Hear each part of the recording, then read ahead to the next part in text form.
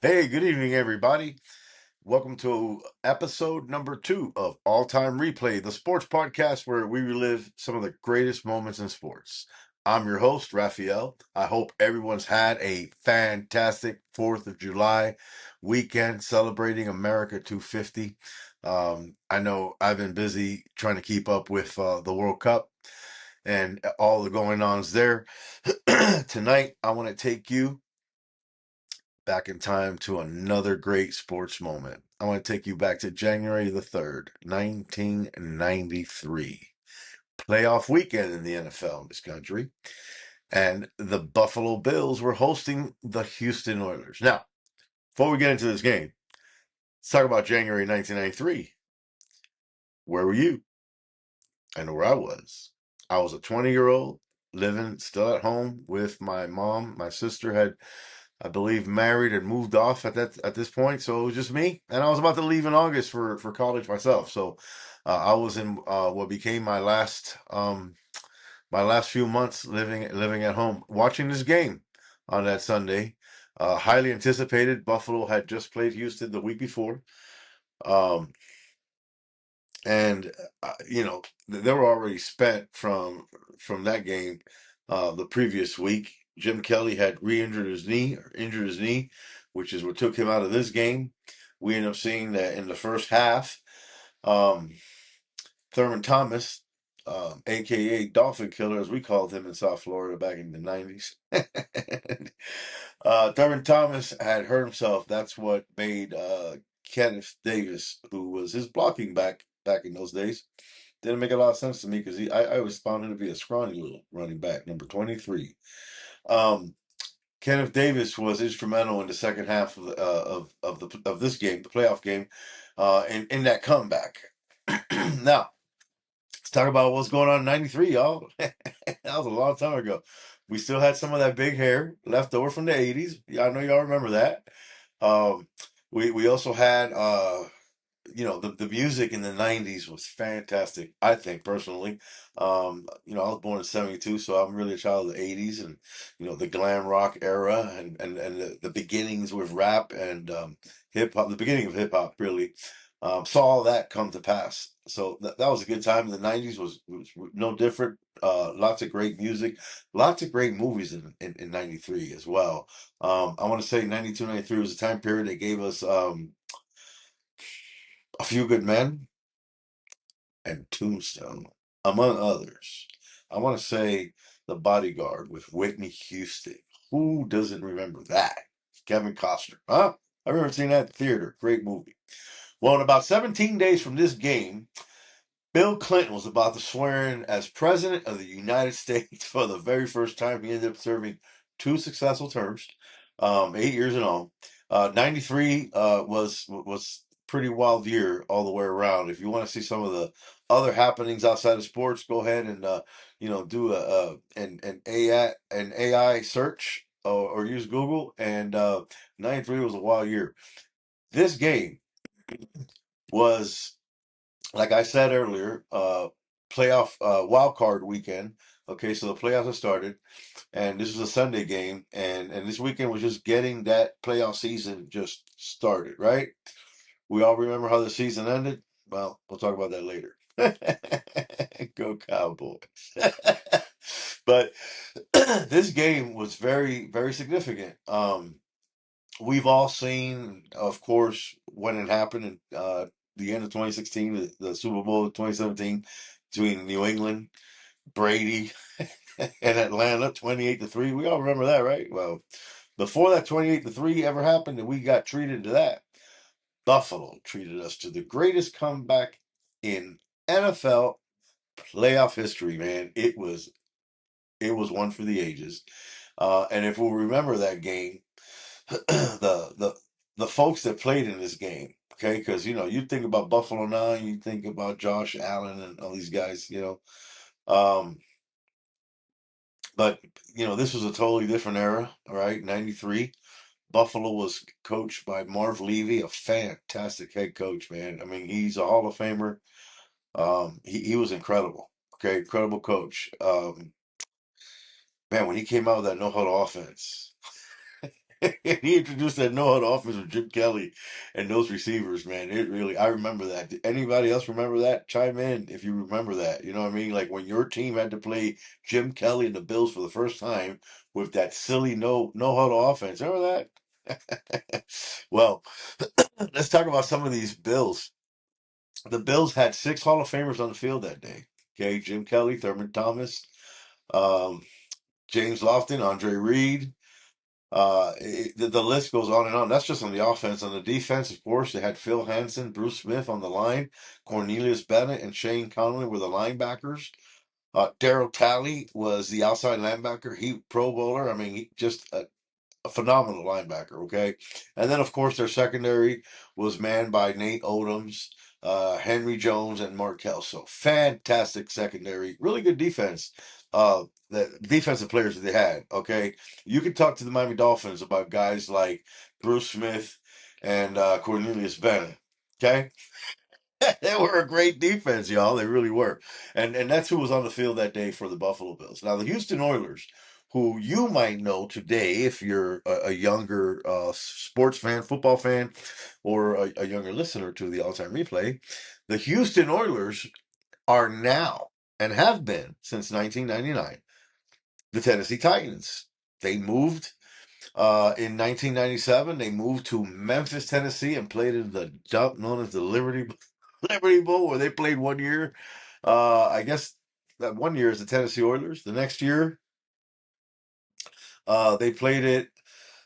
They played at Vanderbilt Stadium. I guess it would have been the Tennessee Oilers as well that year because 99 is when they unveiled the name and the stadium, which at that time was Adelphia Coliseum. And let me tell you, Nissan Stadium has come a long way.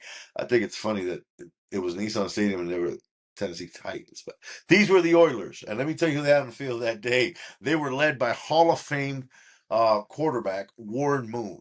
Let me tell you about Warren Moon. Warren Moon spent a part of his professional football playing career prior to the NFL playing in Canada, winning what they call the Grey Cups. Okay, if I'm not mistaken, he was MVP of at least one of them. They had Lorenzo White, the running back, power back out of Michigan State. All right, representing Sparty there in the backfield. He was a great running back. They had Haywood Jeffries. So Warren Moon had receivers that were just phenomenal. Haywood Jeffries.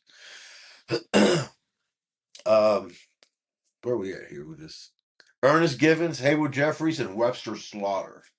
Three receivers that were dynamic. Now you got to understand, they ran what we would call today, I guess we would call it a spread. Back then, it was the run and shoot offense, and it featured a lot of what we see now, right? Where you got 4 or 5 receivers, single back or an empty backfield, receivers going in motion, just driving the defense. It's crazy. That was the Oilers. Now that run and shoot get your quarterback killed if you don't have a good line. Up there because you're very limited on your blockers in the run and shoot. But those receivers, man, they were fantastic. They had 3 Hall of Famers on the field that day. 2 of them who ended up playing for the Tennessee Titans. Bruce Matthews was one of them. Their center, Hall of Fame center, retired as a Tennessee Titan. On this day, however, um, we were treated to history. And that's because the game started, and here we are in Buffalo. You got 75,000 people jam packed into Orchard Park or Rich Stadium in Orchard Park, New York, where the Bills played. 75,000 people. It's cold. It's January in Buffalo. It can't be great, right? The game starts out with Haywood Jeffries catching just a short pass, 3-yard pass from Warren Moon. Buffalo responds with a 35-yard field goal by Steve Christie to make it 7-3. So the Bills aren't really hurting yet. But then comes the second quarter where it was the Warren Moon show. Warren Moon threw 3 touchdown passes. One to Webster Slaughter from 7 yards. He threw a touchdown pass to Curtis Duncan from 26 yards out, and then from 27 yards out, he hit Haywood Jeffries. Warren Moon was lighting it up. The current score, second quarter, and at the half, it's 28-3. Where have we seen this before? Man, I tell you, I love it because it's history that we were all privy to watching in 2016 when the Falcons, who had the opportunity to do what only like Manning's been able to do, I just thought that well,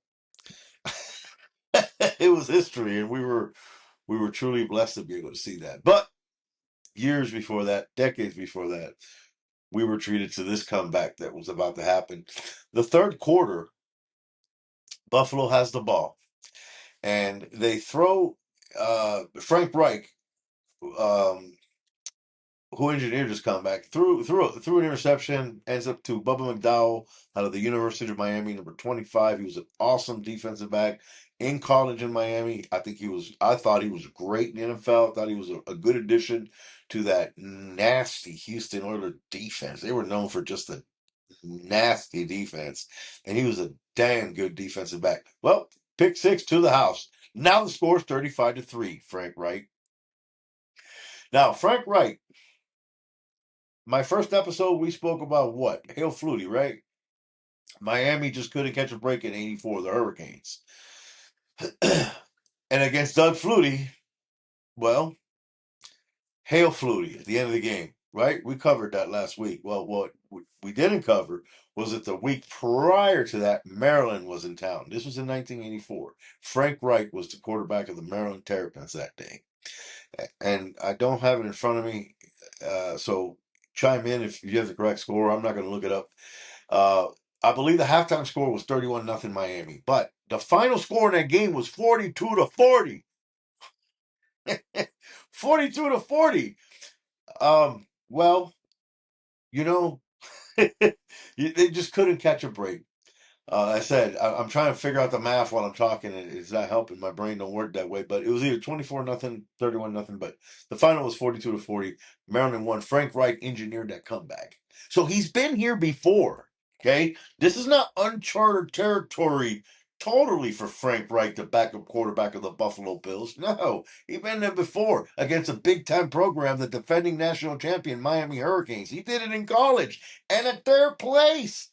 It's a very difficult place to play. The Miami Hurricanes went the span of 3 presidents without losing a game at home, 58-0. That's a hard place to play. Now, here we are in Buffalo now, in the NFL, on a large stage, wild card playoff game. And Frank Reich, who inherited, well, not inherited, but he basically came out of the locker room facing a 28-3 uphill climb, like what we say here at Mount Olympus. Like it's like climbing Mount Olympus here at Salt Lake City, man. I can't climb that mountain. That thing is big. This is the top mountain he had. Well, when he threw that pick six to old Bubba McDowell, that mountain just got taller. But then came the rest of the third quarter. After that pick six, Buffalo got the ball back. Kenneth Davis ends up, they were going down the length of the field. Kenneth Davis scores from 1 yard out. Told you he was instrumental in backing up the starter, Thurman Thomas. He had a 1 yard run, touchdown Bills. Yay, 35-10. Listen, there were people leaving the game in the third quarter. Okay? They were leaving the game. And boy, I tell you, they're going to regret that soon because the next Buffalo possession, the fastest white man in the NFL at the time, I dare to say, at least in my opinion, Don Beebe catches a 38-yard pass from Frank Reich. Touchdown Bills. Here we are. They're cutting that lead down 35-17. Now, the next Buffalo Bills possession, Frank Reich does it again. This time, he's going to do it 3 more times, twice in the third quarter. 26 yards out to Jim Kelly's favorite target, Andre Reed, Hall of Fame wide receiver, man. Fantastic. This guy used to torch the Dolphin secondary back in the 80s, or late 80s, early 90s, really. But this dude was phenomenal. In the third quarter, they cut the lead down to 4 points, 35-31. By Frank Reich throwing an 18-yard pass to Andre Reed, right? So they wrap up the third quarter now, turning this into a very interesting football game. Now, mind you, when Frank Reich hit Andre Reed from 26 yards out, kind of lead down 35-24, that was already a game because we're still in the third quarter. So that was already turned into an exciting game. I could only imagine what the people who had left or had recently left that were still in the parking lot fighting some traffic, when they heard 35-31, they started. You can watch there's a 30 for 30 about this. They came back. They were coming back. They wanted to get back in. Um, the fourth quarter, the only scoring we saw in the fourth quarter was Andre Reed with a third touchdown catch from Frank Reich. This time, the Buffalo Bills take the lead by 3, 38-35 for the first time in a damn game. Holy smokes. You don't know what I was experiencing in South Florida. I was having an out-of-body experience watching this game. I've never, ever, ever before 1993 had ever seen anything this dramatic. You want to talk about drama?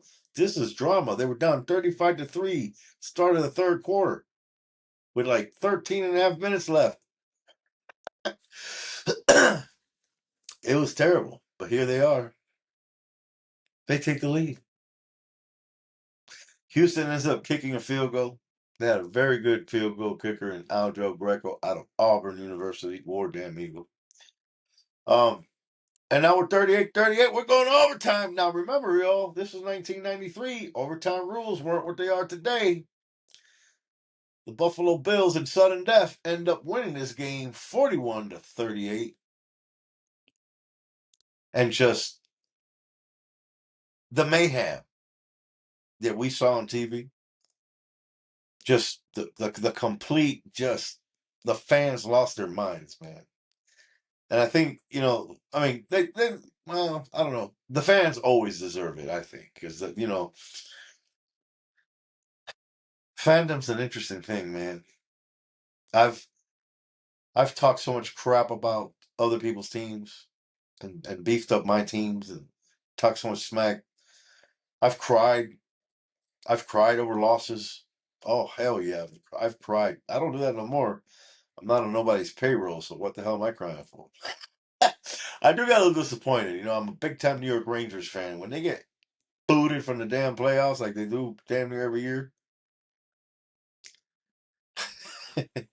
it sucks for a little bit. But you know what? I love hockey so much that I continue to watch hockey until the Stanley Cup is hoisted, right? That gives me enjoying my absolute fair sport from October all the way to the second week in June. That gives me a very short off season until the next hockey season starts. And I absolutely love that. We will talk some about hockey in the future. But I've covered more football, pro and college, and Major League Baseball than I have any other sport. I've covered a lot of basketball. Got a lot of good memories of watching the Celtics and the Lakers of the 80s. Who remembers those wars on the court? Remember that? NBA Finals was on tape delay. Wasn't live. Hell, the damn drafts were tape delay. All of them. Nobody watched them. Nobody gave a damn about the draft. Now, it's big money. Got to show up looking like you're already a millionaire. A lot of them already are millionaires. You know what I mean? Because of NIL and all that stuff. I'm really enjoying sharing some of these great sports moments. Hail Flutie. I mean, I lived through that one there live. That was fantastic. This game, the greatest playoff comeback in NFL history, man. It was just a great game to watch. Great game. I could imagine what these players, man, here, 30 some odd years later, what the ones that are, still alive, I guess. I mean, what are they feeling like? What have they been through since then? We know what Buffalo has been through. We know that Buffalo went on to beat the Miami Dolphins, who were actually the division winner. They had the same record. Miami owned a tiebreaker on them, and they ended up hosting the AFC title game in Miami. Still remember where I was at. I went to go see that at a sports bar with my best friend at the time, kid named Albert, dude named Albert. And, we were eating wings and watching this game and waiting for Miami to march on to, well, I guess that would have been their sixth Super Bowl appearance. Okay. Um, but it didn't turn out that way. And really in Miami, I remember this. The week before, Miami destroyed San Diego 31-0, man. I mean, it wasn't even close. I mean, the game was over in the first quarter, really, when you look at it, but it was a foregone conclusion that the Dolphins, Marino was going back to his second Super Bowl, man. I mean, the Dolphins were going back. And I'll tell you, them Bills they had different they had a different idea. The final score was 29-10. But I don't care what team the American Football Conference would have sent to the Super Bowl that year, it wouldn't have mattered. No one was going to get past the NFC champs. The Cowboys were destined to win their first Super Bowl since 1977, 78. Super Bowl 12. That was a long ass time ago. And they were not going to be denied. And you can hate them all you want, but let's face it, they had at least 10 Hall of Famers on that damn team. You know what I mean? So, and Buffalo as well had in that Super Bowl had just equal amount of like perennial All Pros, Pro Bowlers, Hall of Famers. Man, I mean, I got no respect for the Bills. They went to 4 straight damn Super Bowls. How do you do that? How do you do that? In all the years I've been watching the NFL since 1980, 81, I have never in my life seen anybody go to 4 in a row. I, well, I mean, I was alive, but I don't remember seeing the Dolphins go to 3 in a row. They won 2 out of 3 in the early '70s. I wasn't alive for that. Well, I was alive for it, but I don't remember. I was an infant. I was a child.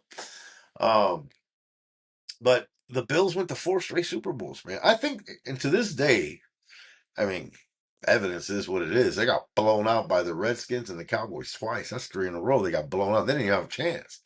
But their first Super Bowl appearance against the New York Giants, you remember, it was played in Tampa.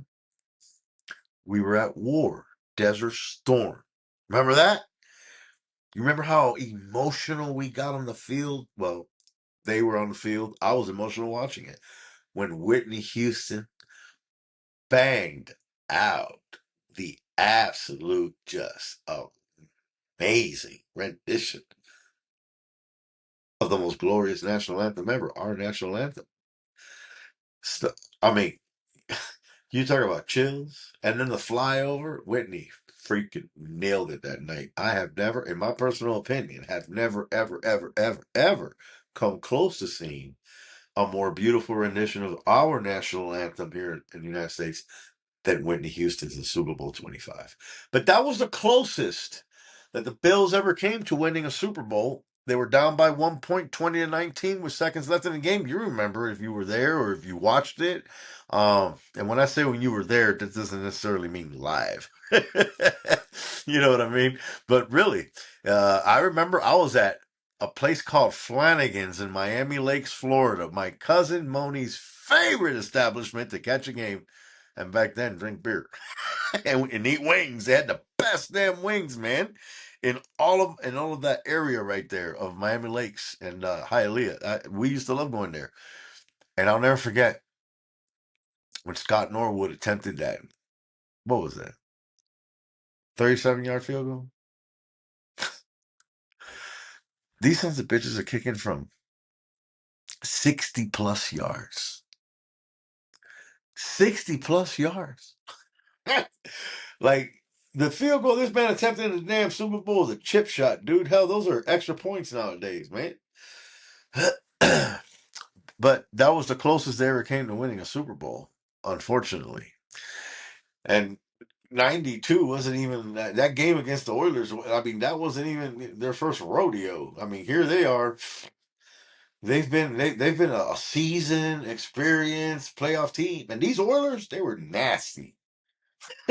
They were nasty. Um, they were coached by Jack Pardee at this time, but they were coached at one time by a guy named Jerry Glanville before he went to coach the Falcons. Man, this guy was nasty. I believe he put bounties on people's heads. I don't know if he's alive or not, so it doesn't matter. But that's just my personal opinion. I think he really did. I thought he was a dirty coach, and a lot of players went out there and when you're instructing your players to do certain things, you're their coach. They're going to listen to you, right? Well, listen, it's been a great half hour talking to y'all about the greatest playoff comeback in NFL history, the Buffalo Bills over the Houston Oilers, 41-38 in the AFC wild card, January 3rd, 1993, man. One of my favorite all-time games. Not even one of my teams. But that's the beautiful thing about sports. You can watch a game. It's not your team. It's not who you love. It's not where your heart's at or where you spend your money at. But guess what? If you love the sport, then you're going to want to watch it. I used to coach Justin's Little League baseball team. Okay? We're talking about not like an official Little League, but city rec team, right? And Justin was a good shortstop. And sometimes after practice, we'd go and watch another team play. Or after a game, we'd go watch another team of kids play. He loved to watch that, see other kids playing his position, shortstop.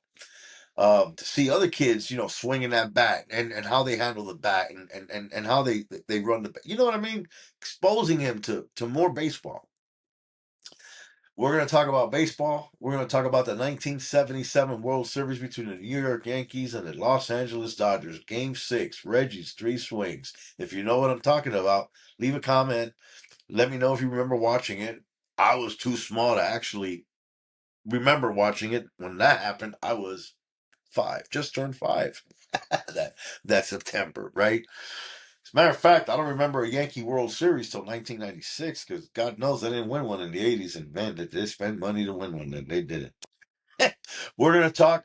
One of my newest episodes coming up soon is going to be the life, times, and death of Dale Earnhardt Sr., my all-time favorite NASCAR driver.